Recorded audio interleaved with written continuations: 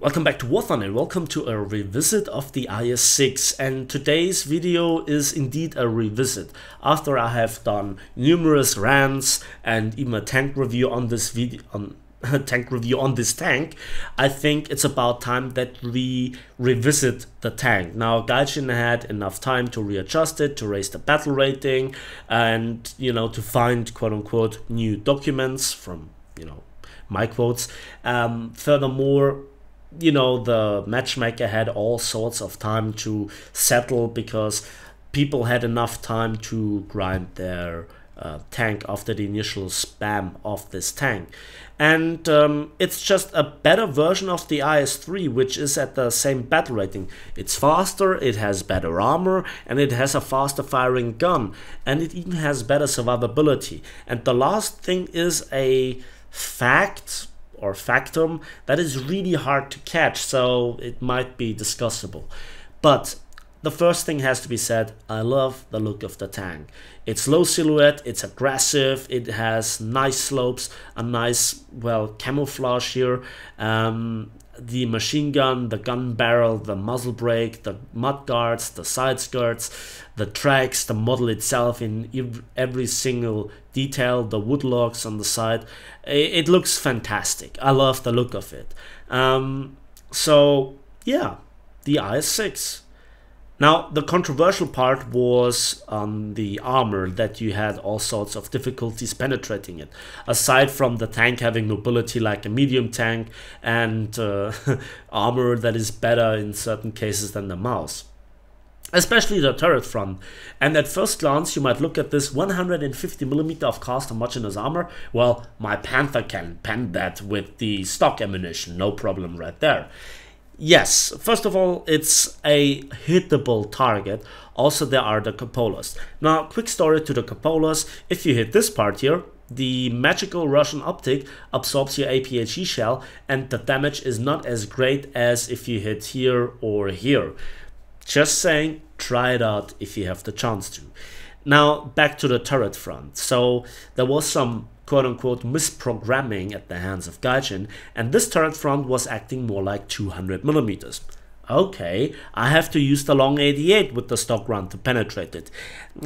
Not quite, because if you look closely, there is a second layer of armor with 50mm, and it was actually working as 100mm, meaning that the effective thickness of parts of this front were exceeding 300mm. That means even the stock round on the L7 couldn't penetrate here. Except if you hit this hole or this hole, then you could penetrate the turret front with 200mm of armor. This is a very bouncy, tricky part of the armor where there happens some magic. This part was really weird and difficult to hit. The entire hull was impenetrable. The hash nerve came, and the damage output, if you know the story, you know what I'm talking about. And the ammunition very often just didn't blow up. Yeah, and you have a faster reload by 5, 6, 7 seconds compared to the tech tree version. The IS-3, well, that's saying a lot. Now, let's go into battle and let's see what the tank is about. So, finally, here we are on Karelia, which is a very hilly map, and we just have 3 degrees of gun depression. We'll see how this turns out. So, we have no artillery strike, we have no spotting mechanic, we have no repair ability in terms of, driving to somebody and helping him to repair. We are just the, very basic heavy tank. But what a heavy tank we are. Look at the mobility. So I'm bypassing the usual choke point, and later on I want to bypass A to just storm into the middle of the enemy lines and cutting them down. Just, going toe to toe with them and just slaying them. I drive very, very aggressively, very, very recklessly in this tank because it's just so bouncy, it's just so difficult to hit the turret front. Especially with the traverse and the maneuverability. I mean, even your reverse gear is faster than on most French tanks. So minus 17 km/h. So you surprise a lot of enemies with that reverse speed when they think, haha, now I have you. And this battle will just show you very well what I'm talking about. One fine thing that this tank has is the heavy machine gun though. I really like Russian heavy machine guns. Something that I guess barely any German tank at all has, except some premiums. So, I'm looking roughly into the area between A and C. There is nothing that I can see. And now we're diving down to the enemy and we'll see what the lack of gun depression and the rather long reload means. So I spotted already an enemy, and it's an STRV-81. Now he gets into cover. He has the advantage of having a stabilizer, but I have an APHE-BC round that just kills, and it just doesn't bounce in a cupola. So the lack of gun depression, I don't really feel it even on Karelia. I mean, I made a guide a long time ago how to use it. Second cupola, second kill, thank you very much. Double strike. And I advance further. And now I'm in the middle of my reload, and this American tank, well, he's just sitting still. Is he escaping? No, he stands still. Thank you very much. So the Magach 3, you see, the Magach 3 might have the quicker reload, the on paper better gun and whatnot, but it's about the reliability, it's about the just kill effect. And this is just so much better with the Russian 122. Again, the best advantage that you have in a Russian tank is that you don't face another Russian tank. Now watch this shot. Over penetration. But thanks to the heavy machine gun, no problem. You have a very strong HE shell as well, so that can hull break a lot of the lightly AAA tanks of other nations, or lightly armored. And you know, you have 36 millimeters of penetration, which is not nothing. And so we are right under the enemy's spawn. Let's see what's going to happen. That's a T-95, and that was badly aimed. Now about the T-95 and its cupola. You could try it out in a test drive, or you know, with a friend in a custom battle. You now no longer can penetrate it with APHE shells. Even the Russian APHE-BC rounds will over penetrate the cupola, which again was artificially implemented. Yes, it was annoying that previously even a T-34-85 could shoot at your cupola, or hell, even a Panzer IV, and you were, you know, one shot. But this overbuffing is just ridiculous. Also, if then you shoot it with a big AP round, the AP shatter effect is still there and will kill more crew than an APHE round that now no longer will bounce into the tank. But if you have a T-95 like this, and it's really easy to outmaneuver, you still can punch right through the, well, top armor. And, you know, I could let the T-95 burn down, but since I have nothing else to shoot, and so far I never consumed the amount of ammunition that I have in the tank, which is not a lot, I'm just securing my kill. So, that's an ace, just like this. And now we're hanging around, but now it's also getting a bit funny in just a minute or so. So we're hanging around, there are just 3 to 4 enemies left. A Hellcat just killed, well, the Object Nano 6 that was with me. Again, situational awareness, looking at the map, where is the Hellcat? Now the Hellcat just doesn't want to go head on with an IS-6, I mean, he would lose, and even my heavy machine gun is a big threat to him. And I thought, well, maybe the Hellcat is around about here. Yes, this might look a bit like spawn camping, but there is nothing left to do. We have all the capture zones of the that the map offers, we just are everywhere and there is nothing else to go in terms of enemy action. So this is why I just push the spawn or do spawn camping, because I want the match to end. Now there I now see the Hellcat, and let's just see what we can do about the Hellcat. Again, just 3 degrees of gun depression, but how the map is laid out, it doesn't really matter.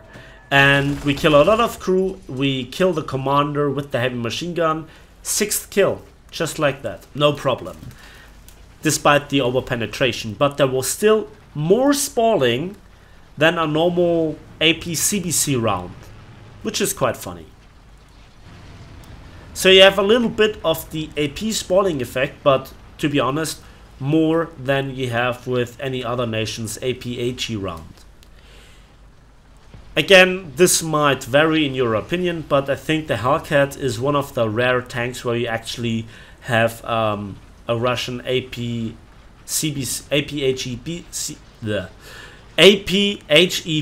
round not go off if you hit them flat on. If you hit them from the front, well, very often you hull break them. Anyways.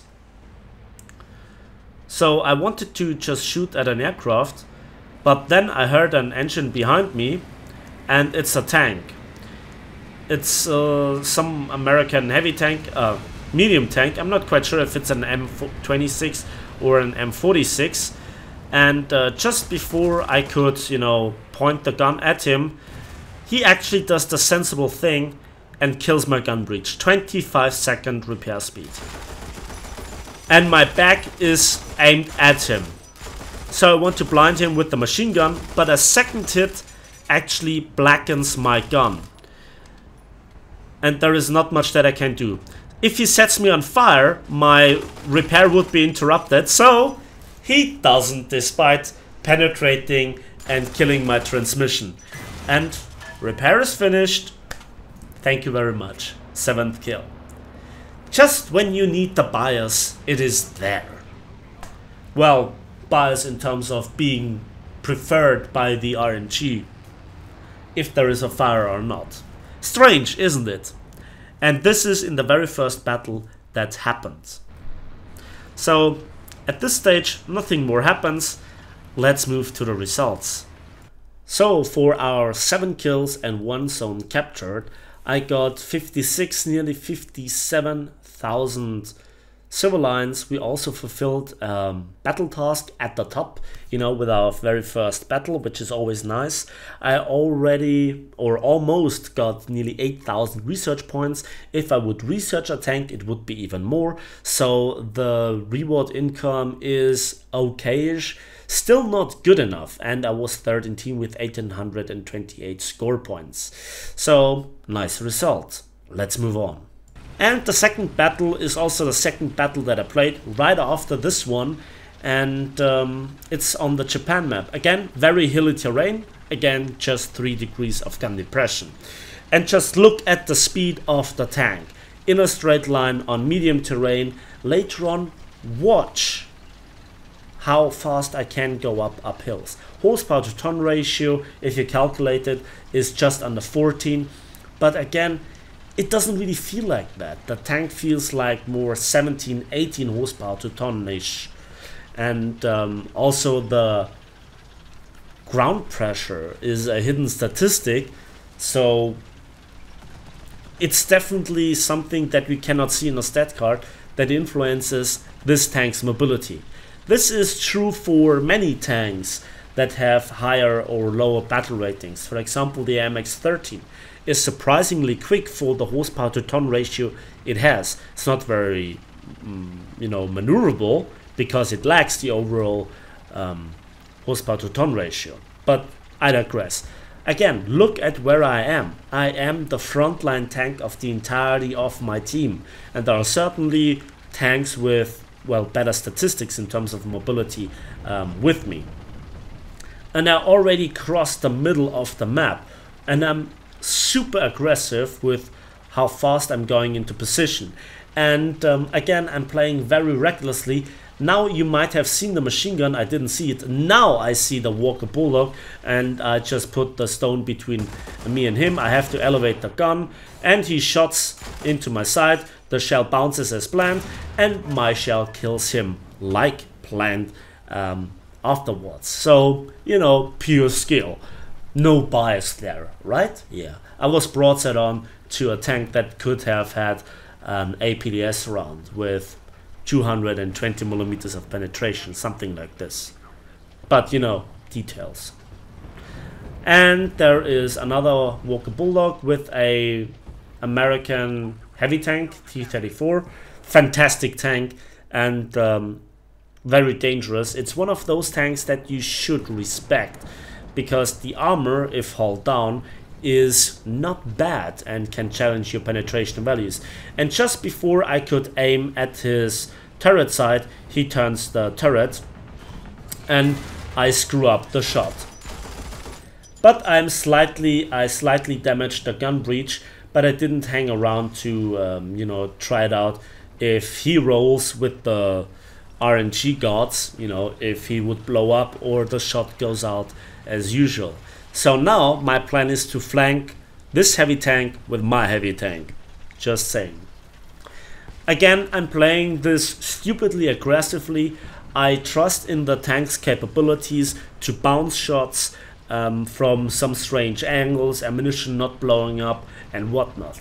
It's just, I feel extremely confident in this tank. Sometimes this gets me killed unnecessary, but, you know, still I have more fun than, you know, staying back cowardly in a heavy tank. I want to go into the enemy's face and battle it out. And I think there is rarely a tank as good as the IS-6. Now, the T-34 has again noticed me, and I do here a big mistake here. I shoot under the tank.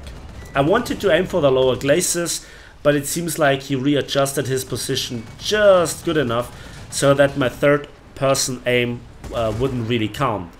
So who has now the better reload? Well, the IS-6 is not that bad in terms of reload, but he shot earlier and had more time to reload.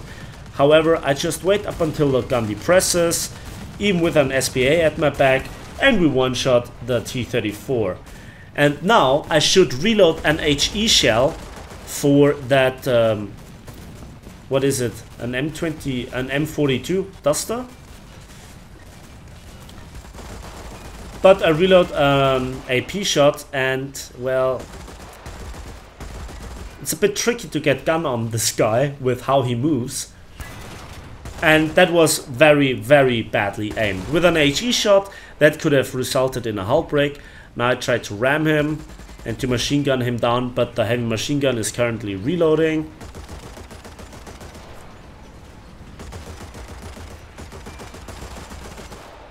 And funnily enough, that is now ammunition that didn't blow up. Now I tracked him, and now I could get in the precise aim with the heavy machine gun, which is nice.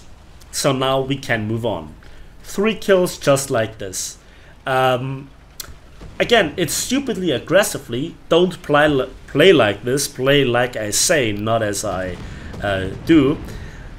And it was fun. It was engaging. And yes, I screwed around. It was practically bad play. But nevertheless, I could do it. Now think about, you know, multiple IS-6s being there and, you know, just spamming the matchmaker with it. Is it really fun fighting against this tank?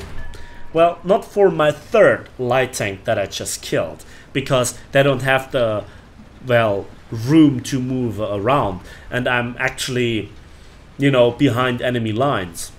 I think we already broke the neck of the enemy team, but they also took a big bite out of our team. That was a, well, bad range finding, and so I dipped the shell into the ground because I actually range find on the hill in front of the actual ridgeline where this T-29 was, which resulted in him killing a Tiger II. So there you could see the War Thunder food chain of the heavy tanks at 6.7 to 7.3 right in action. I mark the position of the T-29 on the minimap.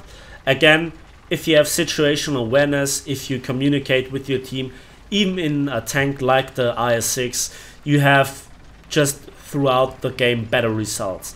I think I should point this out more often. Now, another thing about the IS-6 is that its ammunition rarely blows up. That was a heat shell from a tank that I just didn't see. I just didn't see this tank. And this is what usually would kill you in another tank. If the ammunition in a Tiger II gets hit, it blows up. If the ammunition of a T-29 gets hit, it mostly should blow up, but sometimes also doesn't. In the IS-6, it's so punishing if the ammunition doesn't blow up, because very often you need the high penetrating APDS rounds or the AP-FSDS round or the heat round to actually go through the armor. So I'm still not aware where this enemy tank was, and I think he has forgotten about me or is afraid to come out, so I move on. The T-29 was killed, I guess, so I try my luck with shooting at this F3D. But I'm actually pretty poor at shooting at those guys while the turret is moving and the heavy machine gun is moving on top of the moving turret. It's not that easy to get the aim in. And also if the damn aircraft, you know, actually maneuver in the sky. But I digress. Let's just, yeah. Let's just get in the final kill of the match. And now there is some action going on. Just 3 to 4 enemy tanks or enemy players at all left on the enemy team. And now a light tank has spotted something behind those trees and bushes. I need to make sure that I get the shot in. I range here with the machine gun. Maybe if I can, the bushes out of the way. And now I saw the M46 that was shooting me with a 300 and something millimeter penetrating heat round. That was the last action. So now 50,000 silver lines, 6,668 modification research points. Another battle task fulfilled. We got the survivor medal. You just get in the stuff. Yeah, 5 kills, second in team with 1,555 score points. So the IS-6, what's the final verdict in the revisit? I think it's still extremely good and people still use it a lot, as you can see in this screenshot in the third battle that was not that successful. It's a straightforward, easy to use tank, very forgiving and too much fun for my taste. So there's that. I think it's still very good, and just because now it's more killable than before doesn't mean it's a bad tank. The mobility is still fantastic, the firepower is still fantastic, the armor is still very trollish, bouncy and fantastic. So yeah, it's a good tank. That's it for me today, so thanks for watching, thanks for listening. Give this video a like if you did, subscribe if you want to see more, and we'll see each other on the battlefields of War Thunder.